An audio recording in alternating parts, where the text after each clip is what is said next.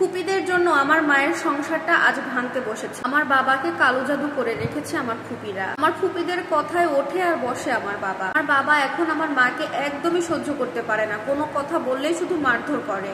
আমার বাবা আমার মাকে অনেক ভালোবাসতো, দুজন ভালোবেসেই বিয়ে করেছিল, কিন্তু এই ভালোবাসার বিয়ে বাড়ির সবাই ভালোভাবে নেয়নি। আমার মা যেদিন প্রথমে বাড়িতে পা রাখে সেই দিনই আমার দাদু ঝাড়ু দিয়ে মেরেছিল আমার মাকে। আমাদের এই পরিবারের সবার বিয়ে হয়ে গেছে। আমার দুই ফুপির আমার আপন মামার সাথে বিয়ে হয়েছে, দুই ফুপির দুই মামার সাথে বিয়ে হয়েছে। দাদু আমাদের ফুপিদের একেবারের জন্য বাড়িতে রেখে দেন। আমার মা এই বাড়ির সমস্ত কাজ নিজের হাতে করত, নিজে একা করত, কিন্তু তারপরেও আমার ফুপিরা আমার দাদুরা সবাই মিলে আমার মায়ের খালি কাজের খোঁটা ধরতো, মানে খোঁটা দিত আর নানা ধরনের ভুল খুঁজে বেড়াতো। সবাই মিলে দেখা গেছে কোনো ভুল পেলেই আমার মায়ের গায়ে হাত উঠাতো। ফুপিরাও মারতো, দাদুও মারতো, বাবাও এখন মারে। 13 বছর বয়সে আমার মায়ের বিয়ে হয়েছিল, তেমন কোনো কাজ আমার মা জানতো না। পরেও আমার দাদুরা এমন করতো আমার মায়ের সাথে। নানু বাড়ির অবস্থা আবার খুব একটা ভালো ছিল না, এই কারণে হয়তো বা আমার মায়ের সাথে আরো বেশি খারাপ ব্যবহার করতো। বিয়ের প্রথম আমার বাবা আমার মাকে খুব ভালোবাসতো, কেউ কিছু বললে সেটাকে প্রতিবাদও করতো, কিন্তু বিয়ের 2 বছর পরেই আমি তাদের মাঝে আসি। বাবা আমাকে অনেক আদর করতেন, আমি ছিলাম যেন তার চোখের মণি, কিন্তু আমি দেখতে কালো হয়েছিলাম, আর এই কারণে আমার দাদু আমার ফুপিরা কেউ আমাকে কোলে নিত না, আদর করতো না। আমি যে কালো হয়েছি এটা কি আমি একা হয়েছি?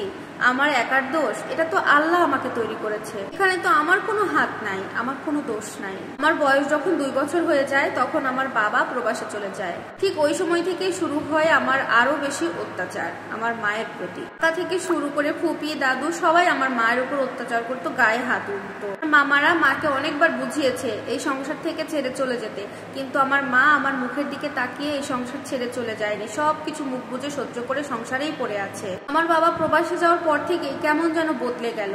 সারাদিন ফুপিরা যেটা বলে, আমার দাদু যেটা বলে সেটাই শুনতে থাকে, আর ওই সমস্ত কথা শুনে আমার মায়ের সাথে খুব খারাপ ব্যবহার করতে থাকে।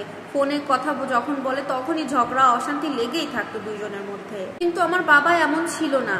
আশেপাশের অনেকে এগুলো জানার পরে বলে এটা নাকি কালো জাদুর কারণে হচ্ছে। সমস্ত শোনার পরে মা অনেক ফকিরের কাছেও গিয়েছে, তারাও বলেছে আমার বাবাকে নাকি কালো জাদু করা হয়েছে, কিন্তু এটাকে আর ঠিক করা যাবে না। আমার বাবা মাঝে মাঝে দেশে আসতেন, ওই সময় দাদু আর ফুপিদের কথা শুনে আমার মায়ের সাথে ভালো ব্যবহার তো দূরের কথা, আমার মাকে ধরে ধরে মারতো। তখন আমার বয়স 6 বছর হলো, তখন আমার আর একটা ভাই হলো। এভাবেই চলতে লাগলো।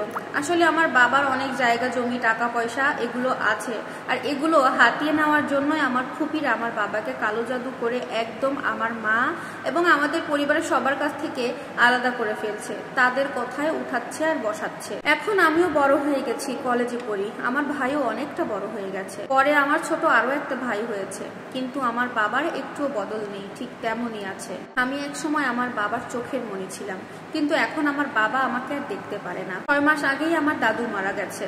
সবাই ভেবেছিল হয়তো এখন আমার মায়ের একটু সুখ শান্তি ফিরে আসবে, কিন্তু না, বাবা ফুপিদের কথায় ওঠে আর বসে। তো কিছু সহ্য করেও আমার মা এখনো এই সংসারে শুধুমাত্র আমাদের মুখের দিকে তাকিয়েই পড়ে আছে। জানি না আপু, আমার মায়ের কপালে আর কত দুঃখ আছে, আর কতদিনই বা আমার মা এই কষ্টগুলো সইতে পারবে। আমার মায়ের জন্য একটু দোয়া করো।